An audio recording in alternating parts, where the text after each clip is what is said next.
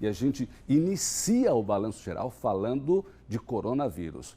Depois da suspeita de uma mulher aqui no estado, aqui em Aracaju, hoje o Ministério Público chamou as secretarias de Estado da Saúde, Secretaria da Saúde de Aracaju, para uma conversa. Vem para cá, aqui me acompanhe, que Sara Medeiros está acompanhando essa reunião, vai trazer as informações a partir de agora, 12 horas em ponto. Boa tarde, Sara, com você. Boa tarde, Ricardo. Essa reunião acabou agora há pouco e além dos representantes das secretarias, tanto estadual quanto municipal da saúde, também estiveram presentes representantes gestores da rede privada hospitalar. Inclusive está aqui conosco, Ricardo, o doutor Jerônimo Gonçalves, que é o diretor técnico do Hospital São Lucas, que foi o hospital que recebeu esse primeiro caso suspeito, essa mulher de 37 anos que retornou de viagem à Itália e apresentou sintomas de gripe, de tosse. A gente vai conversar com ele para saber, doutor Jerônimo, essa paciente, ela procurou atendimento na manhã desta quinta-feira no hospital? Boa tarde. Boa tarde, então, ela foi atendida ontem pela manhã, como você falou, com esses sintomas e vindo da região da Lombardia, preenche os critérios de caso suspeito. Preenchendo o critério de caso suspeito, ela colhe os exames para a gente confirmar ou excluir o diagnóstico. Porém, o quadro clínico da paciente é muito estável, ela não tinha nenhum sinal de gravidade, de comprometimento pulmonar, que é o que mais chama atenção para a evolução para a síndrome da angústia respiratória, que é uma coisa temida, ou um quadro de infecção generalizada. Então, a paciente não tinha critério para permanecer internada. A paciente está no domicílio, já ligamos hoje pela manhã, o hospital já ligou para a paciente para fazer o monitoramento. A paciente está muito bem, referindo que está melhor que ontem, inclusive, e nenhum familiar apresenta sintoma também. Então, as coisas estão correndo da maneira que tem que correr. Eu gostaria de aproveitar a oportunidade para falar que a população tem que se tranquilizar. Se a população começar a colocar esse quadro que está acontecendo como um quadro desesperador, vai ser ruim para todo mundo. Não tem sentido as pessoas estarem usando máscara nas ruas ou acabando estoques de máscara e álcool gel nas farmácias. Isso é um absurdo. A literatura médica não indica isso, nenhum profissional de saúde. Se algum profissional disser o contrário, a pessoa precisa se informar com a literatura realmente embasada, porque tem alguma coisa que não está certa. Então, é importante que a população entenda que nós não estamos na iminência de nada que venha comprometer uma mortandade generalizada. Isso não existe. Então, a gente pede a colaboração, inclusive, com divulgação de notícias falsas. Nós soubemos aqui na reunião, eu não sabia, que já estão divulgando em redes sociais que o caso de ontem foi confirmado para coronavírus. Isso é um absurdo, isso é um desserviço. Inclusive, eu acho que essas pessoas deveriam, de alguma maneira, ser rastreadas e ver o que está acontecendo, porque o que é que essas pessoas ganham divulgando esse tipo de coisa. Até porque o exame, né, para se confirme ou não, né, se descarte ou não a presença do vírus nessa paciente, ele ainda demanda algum tempo para ficar pronto. Exatamente. Nós devemos ter os resultados dos exames colhidos provavelmente na próxima semana, porque a gente conta dias úteis. Então, a gente acredita que em torno de 5 dias úteis a gente já tenha todos os resultados e a gente vai poder esclarecer definitivamente. Doutor Jerônimo, até lá essa paciente ela fica sendo monitorada, assim como os familiares que ali estão na residência com ela. Explica para a gente também como é que é feito esse isolamento domiciliar. Então, isolamento domiciliar, a orientação é que a paciente ela tenha um quarto que seja só usado por ela, que ela não compartilhe o quarto e que ela mantenha uma certa distância das pessoas em torno de 2 metros e que seja um ambiente arejado e que ela realmente não saia de casa. Então, é essa a recomendação. E aí nós vamos ficar todos os dias ligando para ela para saber, e ela foi orientada já dos sinais de alarme, de falta de ar, de manutenção da febre, ou se aparecer algum outro quadro sistêmico diferente do que a gente está acostumado a ver, como uma dor abdominal e diarreia, mostrando que ela está tendo um quadro sistêmico. E também se os familiares vêm apresentando algum sintoma, que aí eles poderiam entrar também. Se eles apresentarem sintomas respiratórios, eles passam a ser casos suspeitos também. Mas esse monitoramento que já está sendo feito, como o senhor mesmo disse, hoje pela manhã, qual foi o quadro apresentado tanto por ela quanto pelos familiares que estão lá com ela? A paciente está muito bem, ela disse que está muito melhor que ontem, inclusive, e os familiares não têm nenhum sintoma respiratório. Doutor, o protocolo que é utilizado no momento que chega um paciente ao hospital, como é que é feito esse protocolo? Ele é unificado, inclusive hoje a gente percebeu aqui, durante essa reunião, que vocês conversaram, que existe esse plano, né, de contingência, que ele é unificado. Sim, o protocolo, ele é unificado, pode ter alguma diferença de um lugar para outro, mas todos com embasamento. Então, como é que é feito o protocolo? Quando o paciente, na triagem, quando ele chega no hospital, ele vai ser questionado sobre sintomas respiratórios e viagens para os países que estão na lista dos países de importância epidemiológica. Quando o paciente responde que sim, ele é encaminhado imediatamente, coloca-se uma máscara nesse paciente, ele vai ser encaminhado para o isolamento. A equipe que for atender esse paciente vai estar paramentada, e aí vai estar com óculos, com máscara apropriada, com um jaleco, com um capote descartável, que é o que é preconizado, e esse paciente vai colher os exames. Se esse paciente tiver mais grave, como eu falei, ele vai ser internado. Se esse paciente não tiver sintomas leves, ele vai colher os exames, vai receber as orientações e vai ser liberado para o isolamento domiciliar. Doutor Jerônimo, muito obrigado pela entrevista. Ricardo, a gente vai voltar ainda nesta edição falando sobre esse assunto. A gente vai conversar com a doutora Elza Missano, que foi quem convocou essa reunião, né? Fez toda essa triagem aqui para saber como é que está sendo colocado em prática esse plano de contingência. E o mais importante também é trazer essas informações que tranquilizem a população. Que não há, como o doutor Jerônimo disse aqui, essa necessidade desse desespero, né? A gente está numa zona de conforto, né, isso, doutor Jerônimo? Uma zona de conforto. Daqui a pouquinho a gente volta conversando com a doutora Elza. Perfeito, Sara. Muito obrigado por esse primeiro momento com o doutor Jerônimo que fez o atendimento da mulher de 37 anos que veio da região da Itália. Ela é suspeita de coronavírus e ele acabou de explicar para todos nós que não existe nenhum problema de ficar assim com pânico ou com medo. E falou também sobre a situação de isolamento domiciliar. Mas agora a gente fez uma reportagem para explicar para você um pouco mais sobre como é esse isolamento. Acompanhe.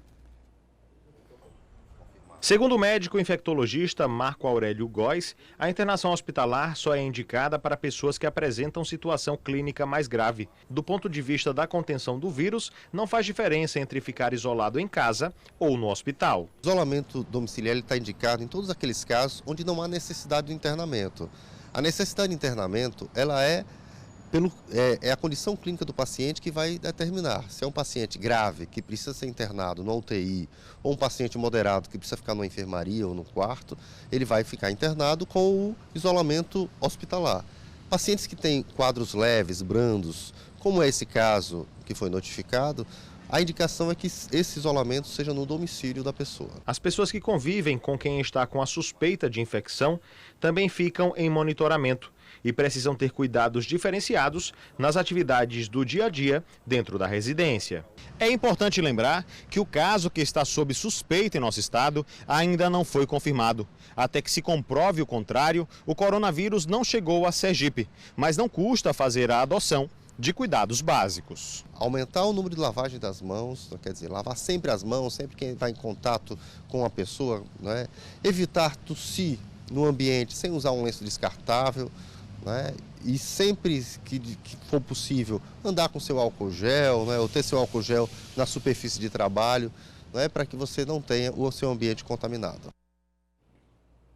E a gente continua explicando toda essa situação. Tivemos o doutor Jerônimo, que fez o atendimento da mulher com suspeita de coronavírus. Tivemos explicação aí sobre internamento domiciliar ou isolamento domiciliar, mas foram feitas algumas coletas da mulher para saber se realmente é coronavírus. Você vai acompanhar agora o passo a passo desses exames. Quem vai explicar para a gente é Tamires France, que está ao vivo no Laboratório Central. Ela já está aqui com a gente? Ainda bem, já estava com medo aqui, não apareceu. Fiquei preocupadíssimo, Tamires France. Por favor, traga as explicações para a gente sobre esses exames que foram feitos da mulher e quando esses resultados sairão. Sim, Ricardo, é realmente um assunto que deixa a gente bem nervoso, porque é um caso sob suspeita que atrai a atenção de muita gente. Eu vou explicar para vocês. Eu estou em um dos laboratórios. Neste laboratório em que eu estou, por exemplo, a gente vai mostrar um pouquinho o ambiente laboratorial para vocês. Passou algumas coletas da amostra. Coletas de corizas do nariz, secreções do nariz, secreções da laringe. A amostra...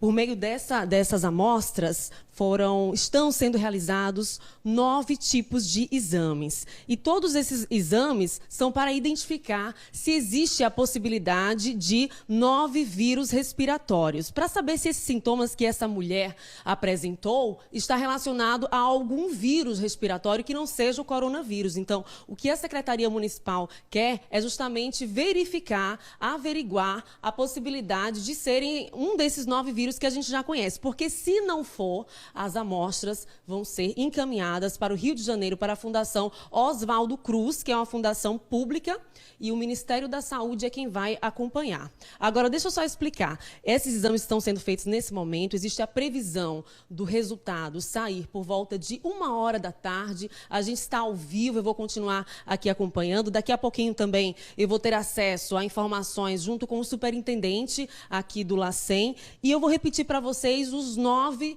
tipos de vírus que essas coletas e esses exames vão identificar. Influenza AB, vírus sincial respiratório, metapneumovírus, adenovírus e para-influenza 1, 2, 3 e 4. Se os exames apontarem negativo em relação a todos esses 9 vírus, aí a situação fica preocupante, porque aí sim pode ser coronavírus. Então, além do laboratório em São Paulo, no Pará, também tem o laboratório específico no Rio de Janeiro, na Fundação Oswaldo Cruz. E aí essa amostra vai ser transportada em vias por meio de um avião, com todo um cuidado, toda uma higiene, um critério para que essas amostras não sofram nenhuma interferência do ambiente externo. Então, eu estou aqui no laboratório, fiz questão de mostrar para vocês, porque eu sei que o público tem curiosidade, o ambiente aqui laboratorial, tudo é feito com muito rigor. 3 resultados de exames já deram negativos em relação a esses vírus que eu citei, e restam o resultado de mais 6 exames em relação a esses outros vírus que eu citei. Se os outros 6 exames derem negativos, então poderá ser coronavírus, isso. E eu volto a qualquer momento com informações exclusivas aqui com o superintendente do LACEN, que gentilmente vai chegar daqui a pouquinho para nos dar entrevista. É o Cliomar Alves, superintendente aqui do LACEN, que vai explicar detalhadamente para a gente. Ricardo? Perfeito, Tamires France. Muito obrigado. Daqui a pouco eu volto com você. Você continua aí, assistindo a gente pela TV Atalaia ou pelas redes sociais do portal a8se.com. Nosso muito obrigado. Estou voltando agora com Sara Medeiros, que está lá no Ministério Público. Teve uma reunião agora pela manhã. Opa, daqui a pouquinho Sara Medeiros vai retornar? Estamos tranquilos com Sara? Muito bem. Ela conversou com o doutor Jerônimo e agora vai conversar com a promotora de justiça, Elza Missano. Com você, Sara. Pois é, Ricardo, a gente vai conversar agora com a doutora Elza Missano, que convocou essa reunião hoje aqui de forma muito rápida, né? Doutora Elza, a senhora conseguiu trazer hoje aqui para alinhar, né, junto com as secretarias representantes tanto do município quanto do estado, com a rede privada hospitalar, os protocolos, né, de atendimento caso surjam esses casos suspeitos. Uhum. Boa tarde, Ricardo, telespectadores. Exatamente. Ontem, quando circulou a informação da existência de um caso suspeito aqui no nosso estado, então, nós fizemos essa convocação de emergência, todos os hospitais da rede privada que tem porta aberta, que a gente chama de pronto-socorro, estiveram presentes, a Secretaria de Estado da Saúde, a Secretaria Municipal de Saúde, e com isso a gente queria, na verdade, alinhar os protocolos de cada unidade hospitalar ao plano estadual de contingência. Isso foi feito. Todos os hospitais terão prazo de 5 dias úteis para apresentar esses protocolos à luz do plano estadual. Estão preparados, aptos a receber esses pacientes. É importante dizer que não há necessidade de pânico, né? As pessoas, para entrar no sistema do protocolo, que é justamente a realização do exame, é preciso que ela tenha os sintomas clínicos, ou seja, febre. Um dos sintomas clínicos é respiratório, mas para isso tem que ter como condição ter ido recentemente para um dos 16 países de importância epidemiológica ou ter tido contato com alguém suspeito e, por ser suspeito, tem que já ter manifestação clínica ou casos confirmados. Fora isso, será atendido como um quadro de infecção respiratória que, se tornar agudo, terá a mesma assistência necessária. Então, todo esse protocolo está sendo formado. A gente pede que, justamente para que não haja o pânico, porque existe uma rede, né, para o atendimento muito bem referenciada por parte do serviço privado, não só para aqueles casos confirmados que há necessidade de isolamento hospitalar, mas também o monitoramento no caso de um isolamento domiciliar. O diretor técnico do Hospital São Lucas, ele bem colocou, doutora Ilza, que as pessoas não precisam entrar nesse pânico, né, em desespero, e também tomar cuidado, né, com as notícias que chegam até a elas, né, checar se realmente aquela notícia ela é verdadeira. Exatamente. A população está entrando em pânico porque nós temos tido muitas informações falsas circulando, principalmente nas redes sociais. Então, atestem, entrem em contato com os órgãos de saúde. Lógico, a gente vai se prevenir, nós temos aí um indicativo de surto, então a gente vai se prevenir, como a gente se previne para qualquer outro procedimento ou infecção respiratória, quadro gripal, né, ter o cuidado com a asepsia, com a higiene, né, mas não há necessidade, a gente já está observando agora a ausência de máscaras nas farmácias, quer dizer, não há necessidade desse pânico, isso causa até um problema psicológico nas pessoas, né? Nós conversamos hoje com os infectologistas, o Estado também, ele está com a sua rede de referência preparada, o Hospital de Itabaiana, o Hospital de Distância, o USE, né? Os hospitais privados também, inclusive nos casos de agravamento de qualquer síndrome respiratória, né? As UTIs estão prontas para receber, então não há necessidade de pânico, né? As pessoas têm que se cuidar normalmente, né? Mas sem esse problema maior que a gente já vem encontrando, como hoje mesmo foi noticiado, pessoas já andando no calçadão, já utilizando máscaras, isso realmente já contagia, né, esse pânico para outras pessoas.